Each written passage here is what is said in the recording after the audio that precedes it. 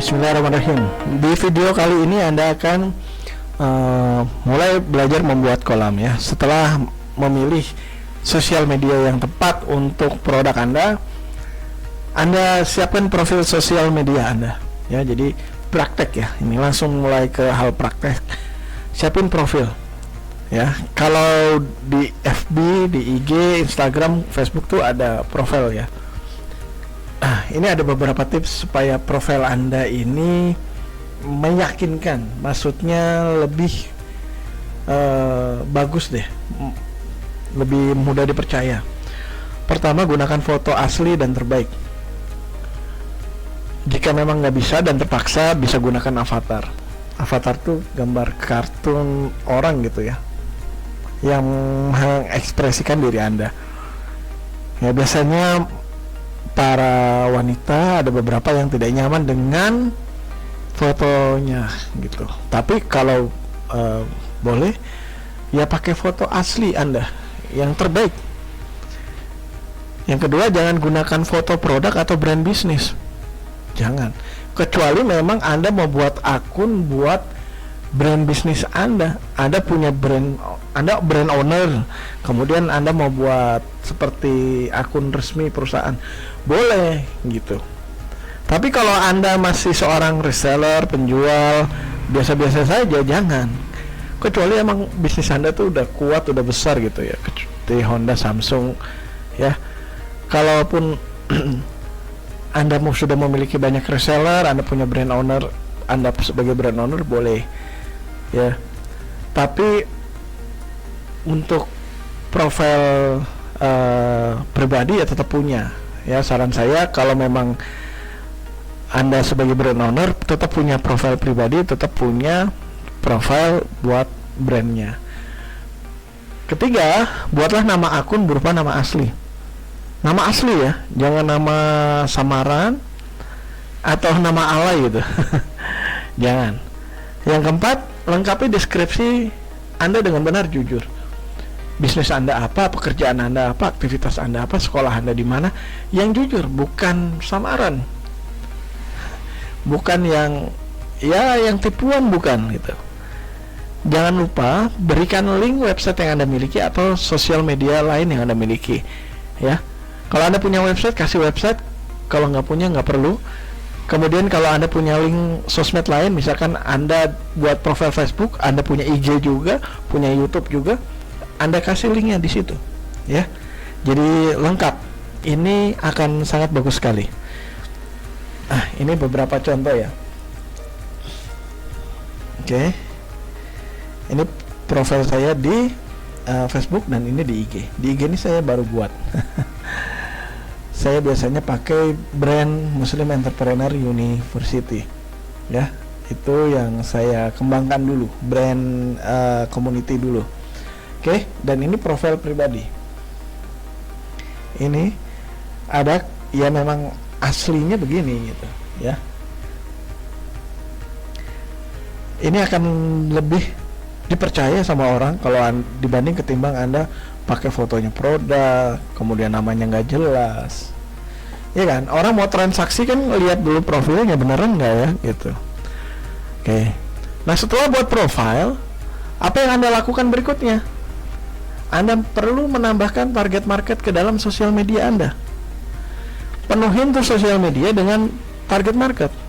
80% penjual online, terutama di sosmed, gagal itu karena gagal menentukan dan mengumpulkan target market mereka.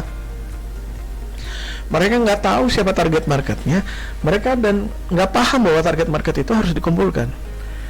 Karena mereka berpikir bahwa semua orang adalah target market. Namun faktanya nggak semua orang butuh produk mereka. Setiap produk itu ada jodohnya. Guru saya bilang, setiap produk ada jodohnya. Kalimat ini bermakna setiap produk memiliki target masing-masing. Siapa target market Anda dan di mana mereka Anda bisa temukan? Coba. Jawaban dari dua masalah ini merupakan kunci keberhasilan membangun fondasi sosial media yang akan menjadi kolam yang menghasilkan. Kalau kolamnya mau besar, nanti Anda bisa mau jaring ribuan kontak database, Anda harus tahu ini dulu. sebelum beralih menjadi kontak database di WhatsApp, ini harus tahu dulu di sosmed ini siapa. Jadi nggak sembarang ya, nggak sembarang orang ada grup di grup WA Anda suruh save namanya itu jadi calon pembeli Anda. No, kalau Anda mau dapetin calon pembeli nggak gitu caranya. Mulai dari sini, mulai dari sosial media, ya. Capek Pak, capek Mas, kok ribet. Sesuatu yang instan, mungkin hasilnya cepat didapat, tapi nggak akan tahan lama. Tapi sesuatu proses yang benar, walaupun akan sedikit lebih lama, tapi akan lebih long lasting, lebih panjang, dan lebih akurat hasilnya. Oke, ya. Target market Anda siapa? Cara jawab paling mudah ini adalah dengan profiling. Profiling itu meneliti ya, mencari tahu pembeli-pembeli produk kita itu sebelumnya yang beli produk kita atau sejenisnya itu siapa-siapa aja dan bagaimana orangnya, memetakan gitu. Nah, nanti profiling itu setelah kita profiling itu jadi sebut namanya buyer persona. Buyer ini kan pembeli produk, persona itu ciri-cirinya. Anda bisa bayangkan siapa yang beli hijab? Ya para wanita muslimah, benar nggak? Nggak mungkin anak cowok alay itu beli hijabnya, benar nggak? Kalaupun ada dia beli buat pasangannya, tapi berapa banyak sih? Dikit kan? Ya, yang paling banyak ya ini. Lah lantas kenapa ngumpulin yang dikit kemungkinannya? Kenapa nggak ngumpulin orang yang besar kemungkinannya? Atau yang beli nutrisi anak itu siapa? Anak-anaknya? Bukan kan? Tapi orang tua yang punya anak kecil. Jadi setiap produk itu ada target marketnya masing-masing. Ya, jualan ke yang bukan target market ya capek. Asal jualan tuh capek. Pernah ngerasain nggak? Ya, jualan gitu, tapi kok nggak ada yang beli? Ya karena mereka nggak butuh, karena itu bukan target market Anda. Persona ini adalah karakter target market kita. Siapa mereka, apa kebiasaan mereka, bagaimana mereka memutuskan sesuatu. Ini namanya persona. Jadi paham persona, jualan jadi mudah. Persona, buyer, pembeli. Buyer, persona. Kalau tahu persona itu seperti kita harus tahu ngomong apa saat jualan. Enak bukan? Nah, gimana sih cara menentukan persona? Oke, kira-kira bisa dengan cara menjawab pertanyaan berikut ini. Siapa target market Anda? Berapa usia mereka? Apa jenis kelaminnya? Pendapatan rutin? Demografi? Tempat tinggal? Hobi? Palu figur kesukaan? Lantas, kekhawatiran mereka apa? Yang mereka inginkan apa? Yang ditakuti mereka apa? Mimpi mereka yang belum terwujud apa? Apa kebutuhannya mereka? Apa masalah yang ingin diselesaikan? Nih, Anda profiling ini. Anda tahu, kalau Anda jualan pasti tahu ya. Kekhawatiran mereka apa? Jualan apa? Herbal. Anda tahu kekhawatiran mereka apa? Produknya nggak efektif. Ya ini kan mereka apa? Beli produk ada hasilnya. Yang ditakuti mereka apa? Produknya nggak ngefek. Takut ditipu, misalkan. Mimpi yang mereka yang bisa Anda bantu wujudkan apa? Kebutuhan mereka apa? Masalah yang ingin diselesaikan apa? Coba cari tahu semuanya ya. Nah, ketika Anda akan berjualan, nanti Anda bisa jawab ini. Oke, 5 alasan kenapa mereka harus beli, kenapa harus percaya, kenapa kenapa mereka kalau nggak beli itu alasannya kenapa, caranya agar mereka merespon jualan Anda. Kalau Anda bisa jawab, Anda akan mudah. Jualan tanpa tahu persona ibarat orang buta lagi jalan, nggak lihat apa-apa. Nah, ini kira-kira penjelasan buyer persona. Ya, nanti akan ada praktek di tugasnya ya. Oke, kemudian nemukan mereka di mana? Setelah Anda berhasil mengidentifikasi buyer persona atau target market, biasanya target market itu kumpul sama-sama. Ya, ibarat nih ayam kumpulnya dengan ayam, bebek sama bebek. Nggak kebalik ya, ayam sama kucing ngumpul sama-sama, enggak. Target market tuh gitu juga. Kalau Anda udah bisa identifikasi gitu, kalau udah diidentifikasi berarti Anda akan tahu letaknya ya. Nah, contoh ya, target market yang suka dengan artis A pasti kumpulnya ya di sosial media si artis A. Target market yang pada ngefans dengan Ustadz B ya kumpulnya di sosmed Ustadz B, bener nggak? Ada bayangan nggak? Target market yang senang dengan parenting, misalkan Anda jualan produk edukasi anak, berarti target marketnya kan orang tua usia sekian yang suka dengan tumbuh kembang anak atau parenting, kumpulnya di grup parenting, bener nggak? Target market yang senang sepak bola pasti kumpulnya di grup atau akun yang bahas sepak bola, benar? Anda jualan kaos sepak bola, jangan jual kepada orang yang nggak suka sepak bola, tapi cari yang suka sepak bola. Mereka tuh kumpul di mana? Di akun-akun dong sepak bola. Juventus fans Club, Real Madrid fans gitu, atau apalah ya, Anda bisa lihat di situ. Nah, itu tempat kumpulnya mereka. Jadi mereka tuh kumpul. Kalau jualan hijab di grup tutorial hijab, grup kecantikan, info kesehatan dan lain sebagainya, itu kumpul semua mereka di situ. Ya, ini coba saya kasih gambaran ya. Jika Anda jualan herbal, maka Anda butuh calon pembeli yang sadar akan pentingnya kesehatan, benar nggak? Dan biasanya mereka tuh kumpul di grup info kesehatan, akun pesohor ahli kesehatan, atau akun produk ternama tentang kesehatan, right? Benar? Begitu juga jika Anda jualan kosmetik atau skincare, maka calon pembeli Anda adalah wanita yang gemar menjaga kesehatan kulit dan kecantikan. Biasanya mereka akan kumpul tuh di grup tutorial make up, perawatan kulit, pesohor ke bidang kecantikan, atau akun brand ternama tentang kosmetik dan skincare. Ada gambaran? Ya, ini masih ke identifikasi target market. Sebelum menjaring mereka untuk menjadi, kita dapat database-nya, kita harus tahu dulu siapa orangnya, mereka dikumpul di mana. Gimana mau dijaring kalau nggak tahu siapa orangnya, nggak tahu siapa ikannya, betul ya? Nah, kalau udah ketemu, tambahkan target market dari sana. Ya, contoh produk mainan edukasi anak atau buku edukasi anak ya. Tempat kumpulnya di grup parenting. Ini kita lihat ya.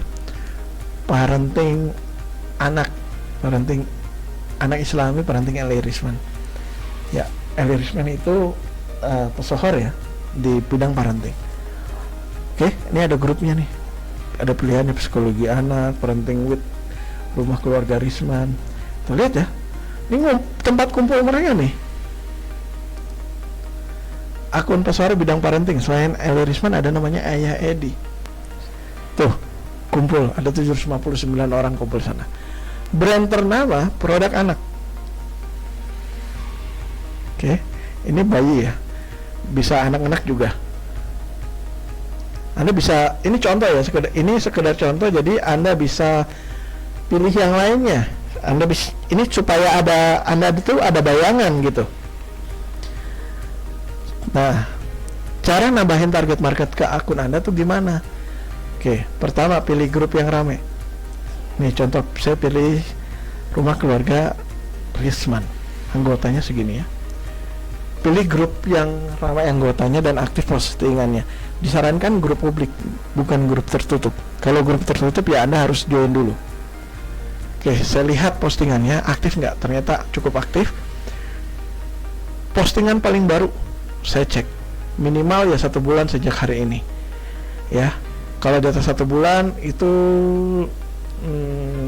agak jarang-jarang posting berarti ya. Oke, lihat tanggalnya dulu, pastikan itu nggak lebih dari sebulan, dan perhatikan jumlah like dan komennya, rame nggak? Kalau rame itu bisa kita jadikan target market. Oke, kita lihat ya, ketik yang like ya dan komen, ini kita bisa tambahkan. Jadi mereka yang aktif berinteraksi itu yang kita tambahkan, kita add. Bukan dari jumlah anggotanya itu ya, tapi dari postingan ini, dari postingan yang tadi, yang like dan komen kita add. Gampang ya, bisa kan? Oke, kita add ya. Kenapa? Kalau mereka aktif nge-like, aktif komen, mereka aktif tuh di sosmed itu. Ketika kita add, kemungkinan besar kita bisa diterima, lebih mudah persentase kita diterima sama mereka. Gampang kan prakteknya? Dengan menambahkan target market ke akun Anda, artinya Anda sedang membuat kolam prospek dengan tepat. Oke, gitu ya. Berikut adalah membuat target market Anda betah di kolam prospek. Bagaimana caranya? Oke, setelah buat kolamnya, pelihara dong ikannya aja. Ikannya udah dimasukin kolam, Anda udah add ya. Pelihara dengan cara apa? Kasih konten, bisa tulisan, foto, dan tulisan juga video ya.